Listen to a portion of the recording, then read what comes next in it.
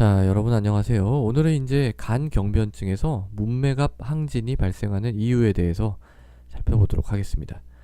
자, 제가 이제 간경변 많이 말씀을 드렸죠. 이제 B형 간염이나 이런 게 이제 간경변으로 이행을 한다. 그러면 일단 간이 좀 딱딱해진다. 이렇게 이제 말씀을 드렸죠.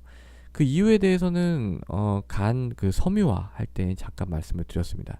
이제 원래 이 말랑말랑 해야 되는데 여기에서 이제 뭐 자꾸 손상받고 이러다 보니까 이게 뭔가 이렇게 어 물질들이 섬유성 물질들이 이렇게 이제 쌓인다라고 얘기를 했어요.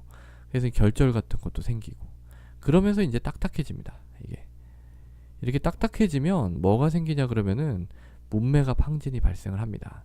얘가 일단 생기면 오만 가지 합병증들이 다 나타나죠. 이 간경변에서 볼 수 있는 그런 것들이 굉장히 무서워요. 근데 그거 이제 공통적인 원인에 이 문맥압 항진이 들어가 있는 경우가 굉장히 많습니다. 그래서 이제 이게 굉장히 중요한 어떤 임상 지표가 되는 거죠. 자, 일단 문맥이라는 게 뭔가요? 문맥이라는 게 이제 이쪽으로 들어가는 혈관입니다. 이제 장에서 우리가 뭐 밥 먹거나 이러면 탄수화물, 지방, 단백질 이런 영양소들이 쭉 들어오잖아요. 그럼 이제 걔네들이 그냥 흡수가 되겠죠. 흡수돼가지고 그냥 몸 안을 돌아다니는 게 아니에요. 이게 이제 다 모아가지고 이렇게 다 모아가지고 이 문맥으로 모아져서 들어갑니다. 다 모아가지고 문맥으로 여기가 이제 간 문맥이에요.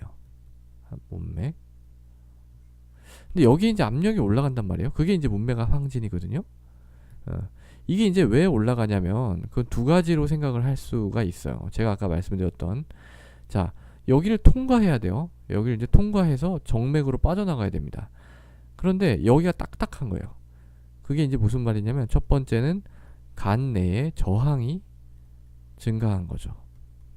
그러니까 통과해야 되는데 여기가 딱딱해. 저항이 커. 그러면은 잘 통과를 못하면서 여기 혈류가 쌓이면서 압력이 증가하겠죠. 그게 이제 첫 번째 요인이고 가장 중요한 요인입니다. 그럼 이 저항은 왜 증가를 할까요?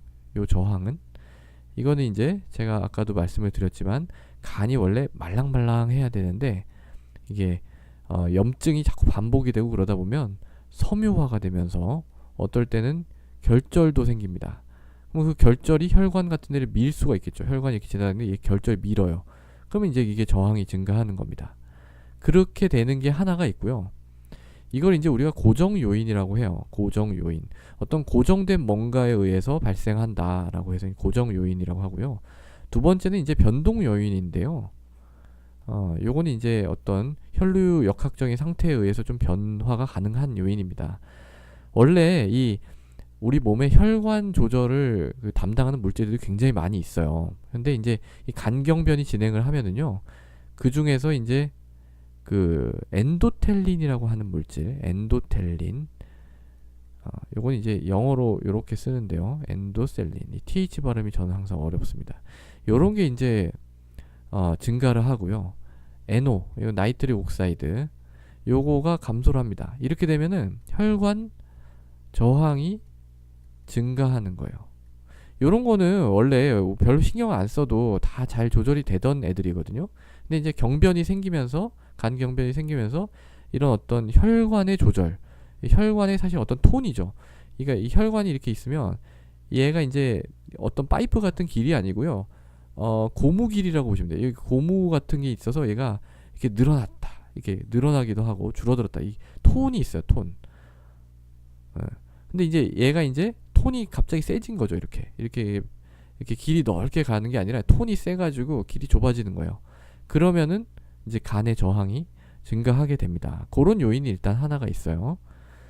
그 다음에 이제 두 번째는요. 두 번째는 자 이쪽에서 이렇게 혈류 유입이 많아지면 어떻게 될까요? 이쪽에서 뭐 저항이 꼭 증가하지 않더라도 너무 많이 들어오는 거예요. 이렇게 장에서.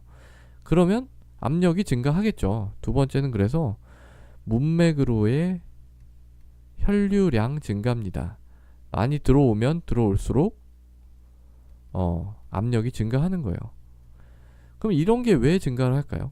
이게 이제 왜 증가를 하냐면은 이거는 이제 좀 약간 복잡한데 이 간 경변이 있으면 제가 이제 이쪽으로 통과하기가 어려우니까, 이렇게 가기 어려우니까 단락 같은 게 생긴다 그랬어요. 그러니까 바이패스 하는 거죠. 쉬운 길로 가자. 왜 어려운 길로 가냐? 단락. 쉬운 길로 쭉 가버리는 거예요. 그러면 우리 몸에 있었던 어떤 여러 가지 물질들이 있는데, 그 물질들이 여기서 대사가 안 되고 그냥 막바로 그냥 심장으로 가겠죠. 그럼 심장에서 펌프질해서 전신으로 가겠죠.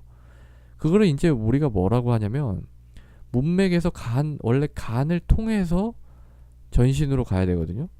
근데 그냥 이렇게 막바로 가는 거예요. 얘가 없어진 거예요. 그냥 얘가 없어졌어요. 이렇게 가면은 여기에 이제 뭔가 처리가 안 된 물질들이 계속 왔다 갔다 하면서 장내 혈관을 확장시킵니다. 그러니까 이제 혈관 확장 물질이죠.